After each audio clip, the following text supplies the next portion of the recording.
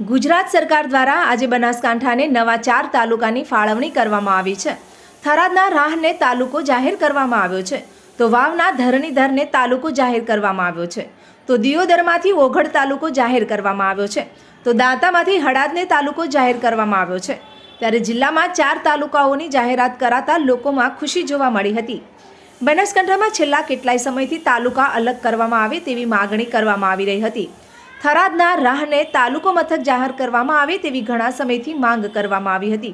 ત્યારે સરકારે આજે કેબિનેટ બેઠકમાં બનાસકાંઠાને 4 અલગ તાલુકાની જાહેરાત કરી હતી, જેમાં થરાદમાંથી રાહ અને તાલુકો જાહેર કરવામાં આવ્યો હતો, તો વાવ તાલુકામાંથી ધરણીધર તાલુકાને જાહેર કરવામાં આવ્યો હતો, તો દિયોદરમાંથી ઓગળ તાલુકો જાહેર કરાયો છે, તો દાંતામાંથી હળાદ તાલુકાની જાહેરાત કરવામાં આવી છે। ત્યારે 4 તાલુકાઓની જાહેરાત કરાતા લોકોમાં ખુશી જોવા મળી હતી।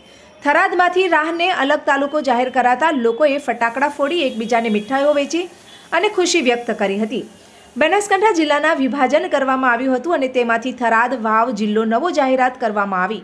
તે જોકે થરાદ વાવ જિલ્લો જાહેરાત કરાતા સરહદી વિસ્તારના સુઈગામ, ભાભર, વાવ, થરાદ તાલુકાના લોકોમાં ખુશી છવાઈ હતી।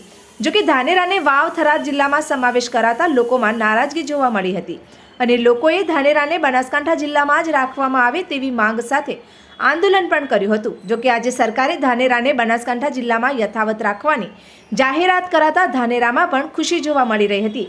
ધારાસભ્ય માવજીભાઈ દેસાઈએ ધાનેરાને બનાસકાંઠા જિલ્લામાં યથાવત રાખવા બદલ સરકારનો આભાર માન્યો હતો, તો બીજી તરફ લોકોએ પણ ધાનેરાને બનાસકાંઠા જિલ્લામાં સમાવેશ યથાવત રાખવાને લઈને ખુશી વ્યક્ત કરી સરકારનો આભાર માન્યો હતો। આજે અમારે રાહ તાલુકો જે વર્ષોથી એની જરૂર હતી એ આજે નોટિફિકેશન થયું છે, એ બદલ શંકરભાઈનો ખૂબ ખૂબ આભાર।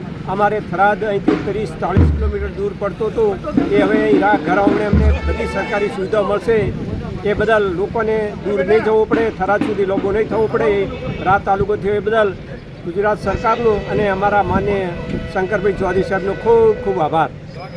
આજે વાવ થરાદ નવા જિલ્લાનું નોટિફિકેશન પણ આવ્યું અને વાવ થરાદ જિલ્લામાં નવા 3 તાલુકા જાહેર કરવામાં આવ્યા। એમાં પ્રથમ અમારો રાહ તાલુકો બનાવવામાં આવ્યો, વાવ તાલુકામાંથી ધરણીધર તાલુકો બનાવવામાં આવ્યો અને દિયોદર તાલુકામાંથી ઓગળ તાલુકો બનાવવામાં આવ્યો। ખરેખર આ એક લોકસેવક એવા શંકરભાઈ ચૌધરી સાહેબે જ આવું આ કરી શકે। લાખ લાખ અભિનંદન શંકરભાઈને, ભૂપેન્દ્રભાઈ પટેલ સાહેબને અને નરેન્દ્રભાઈ મોદી સાહેબને કે આ વિસ્તારમાં જ્યારે શંકરભાઈ ઇલેક્શન લડતા હતા, શંકરભાઈ જે બોલ્યા એ વર્ત્યા છે। અને હજી અહીંયા અમે અઢળક આજ છેલ્લા 5 દિવસથી અહીંયા જે વરસાદના આટલા અતિવૃષ્ટિના કારણે જે તોફાન થયું, નુકસાન થયું, એમાં ઘાસચારો હોય કે તળાવો ભરવા માટેની પાઇપલાઇનો અહીંયા અઢળક એવી વ્યવસ્થા કરી છે। ખરેખર શંકરભાઈ સાહેબના ભગવાનને પ્રાર્થના કરો કે એમની તાકાત વધે, એમને આયુષ વધે અને એ બહુ શક્તિશાળી બને એવી ધરણીધર ધીમાને પ્રાર્થના કરો। અસ્તુ ભારત માતા કી જય, વંદે માતરમ। આજે આ વિસ્તારની પ્રજાને વર્ષો પછીથી જ્યારે કોઈ વ્યક્તિને ખોળો ભરાય એટલે કે નવદંપતીને બાળક અવતરે અને ખુશી થાય, એટલી ખુશી આ વિસ્તારની જનતાને થઈ છે। ખૂબ ખૂબ આભાર ભારતીય જનતા પાર્ટીનો અને અમારા યુવાન અને લોકપ્રિય લોકસેવા એવા શંકરભાઈ ચૌધરી સાહેબનો કે જેમણે રાહને તાલુકો બનાવ્યો, એટલે આ વિસ્તારનો સર્વાંગી વિકાસ થશે। પ્રજાને જે અહીંથી પાવડાસણ જેને 35 કિલોમીટર પડે, છેરવાડા બેવટા જેને થરાદ 40 કિલોમીટર પડે, એ લોકોને 10 થી 15 કિલોમીટરના અંતરે રાહની અંદર તમામ પ્રકારની સરકારી સુવિધાઓનો લાભ મળશે, જેથી જનતાનો સમય અને નાણાં બંનેનો બચાવ થશે અને પ્રજા અહીંયા આ વિસ્તાર પણ સુખી થશે અને અહીંયા તમામ પ્રકારની કચેરીઓ આવવાથી તેમજ નૈક નવા ઉદ્યોગો આવવાથી, તાલુકો બનવાથી જનતાને રોજગારીની પણ તકો ઊભી થશે। મારું નામ અમૃતલાલ પંડ્યા, ગામ બાલુંત્રી। સરકારશ્રી દ્વારા જે નવા 3 તાલુકાઓની જાહેરાત થઈ છે, તેમાં રાહ, ઓગળ અને ધરણીધર, એમાં ધરણીધર જે તાલુકાની જાહેરાત થઈ છે તે અમારા ગામથી નજીક છે, જેના કારણે અમારા ગામના લોકોને જે સરકારી કામકાજ જે હોય છે તે સરળતાથી થઈ શકશે અને લોકો ઝડપથી તાલુકા મથકે પહોંચી શકશે અને એમના કામ સરળ થશે। તે માટે આ જે નવા તાલુકાઓની જાહેરાત થઈ છે અને સરકાર એનો તરત અમલ કરે એ માટે અમે સરકારના આભારી છીએ અને આજે નવા તાલુકાની જાહેરાત થઈ છે તે બદલ ખુશી વ્યક્ત કરીએ। 4 બાબતો મારે તમને બધાને કહેવી છે।